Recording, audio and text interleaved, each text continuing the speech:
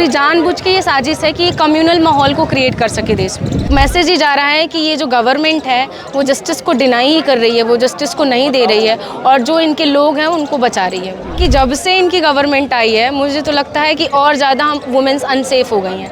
ये anti women government है, anti people government है। सेंट्रल गवर्नमेंट कर क्या रही थी कि इतने सालों से ये कर क्या रही थी कि आज तक इनके उसको इसके बारे में पता भी नहीं चला। देखिए, अगर तीन लड़कियों को या फिर 3 महिलाओं को ये 32,000 में कन्वर्ट कर रहे हैं तो इनकी ये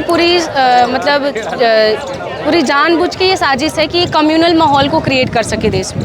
ये लगातार कम्युनल माहौल को क्रिएट करते आए हैं और पिछले आप देख सकते हैं, चाहे वो गोधरा इंसिडेंट हो, अब बीबीसी की डॉक्यूमेंट्री को किस तरीके से बैन किया गया है, गोधरा इंसिडेंट्स हो या फिर वो बाबरी मस्जिद का इंसिडेंट हो, वो किस तरीके से बस ये कम्युनल माहौल को क्रिएट करते आए हैं कि वो पोलराइज कर सके वोटर्स को, हिंदू मुसलमान करके वो किस तरीके से मुसलमानों को हिंदुओं के अगेंस्ट, हिंदुओं को मुसलमानों के अगेंस्ट करके और वो वोट को पोलराइज कर सके।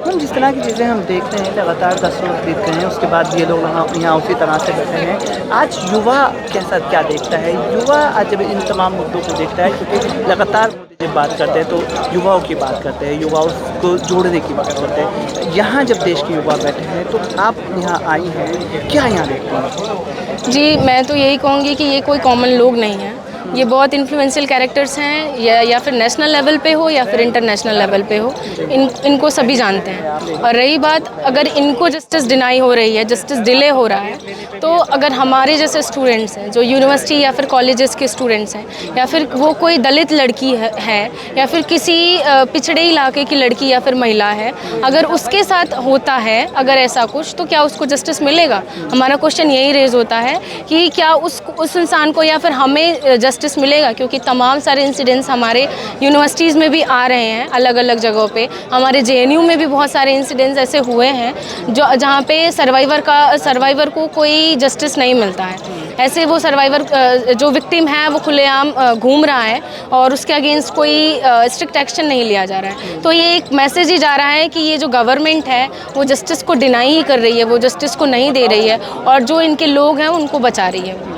हम देखते हैं कि महिला सशक्तिकरण की बात होती है महिलाओं की सुरक्षा की, बात होती है महिलाओं के सम्मान की, लेकिन जब हम इस तरह के मामला देखते हैं तो लगता है कि सिर्फ बात हो रही है। कैसा आपका? जी, ये तो सिर्फ मैं कह सकती हूँ कि एक जुमलेबाजी ही है, क्योंकि ये लोग एक तरफ बेटी बचाओ बेटी पढ़ाओ का नारा देते हैं और आप देख सकते हैं कि जब से इनकी गवर्नमेंट आई है मुझे तो लगता है कि और ज़्यादा हम वुमेन्स अनसेफ हो गई हैं। ये एंटी वुमेन गवर्नमेंट है, एंटी पीपल गवर्नमेंट है, क्योंकि हमारे यूनिवर्सिटीज़ में भी GS नाम की चीज़ें होती थी जिसको 2 साल पहले उसको डिसमेंटल कर दिया गया है, उसको ख़त्म कर दिया गया है। तो ये एक यही है कि इस गवर्नमेंट में तो खास करके वुमेन सेफ़ नहीं है, क्योंकि आप खुलेआम जो है वुमेन्स के साथ हो रहा है, ऐसा इंसिडेंट आ रहा है और उनके साथ कुछ नहीं हो रहा है। आप हाथरस के केस को देख लीजिए, आप जम्मू कश्मीर के मुद्दे को देख लीजिए कि कैसे वो छोटी सी बच्ची का रेप करते हैं और उसके बाद से उस इंसान को डिफेंड करने के लिए, उस इंसान को शिल्ड करने के लिए लोग तिरंगा यात्रा निकालते हैं और इस तिरंगे को क्लेम करते हैं ये लोग कि ये तिरंगा इनका है।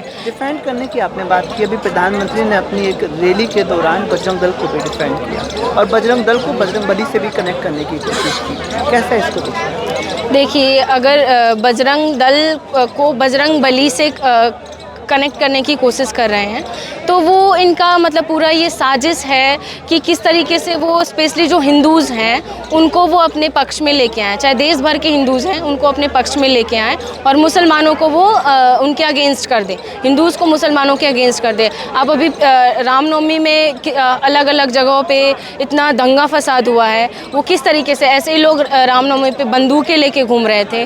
तो ये धीरे धीरे प्रोसेस का काम है कि किस तरीके से लोगों के माइंड सेट को बदला जा रहा है, किस तरीके से कम्युनल माहौल को क्रिएट किया जा रहा है और ये मुझे लगता है कि ये और आगे बढ़ता जाएगा और बहुत काफ़ी हद तक ये बढ़ चुका है और ये आगे बढ़ता ही जाएगा। आप भी एक लड़की हैं, आप भी एक युवा हैं। जब केरला स्टोरी जैसी फिल्में आती हैं, ऐसी फिक्शन आती हैं, तो पहला मैसेज आपके जहन में क्या आता है? क्या केरला की जैसी जगह के पर या उसके हालात पर, उसकी लिटरेसी पर फ़ख्र करना चाहिए या फ़िक्र होनी चाहिए?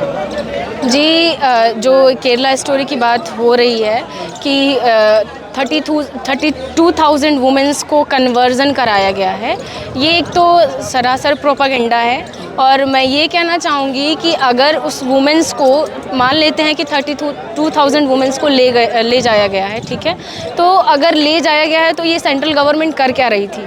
सेंटर में ये लोग हैं, सेंट्रल गवर्नमेंट कर क्या रही थी कि इतने सालों से ये कर क्या रही थी कि आज तक इनके उसको इसके बारे में पता भी नहीं चला।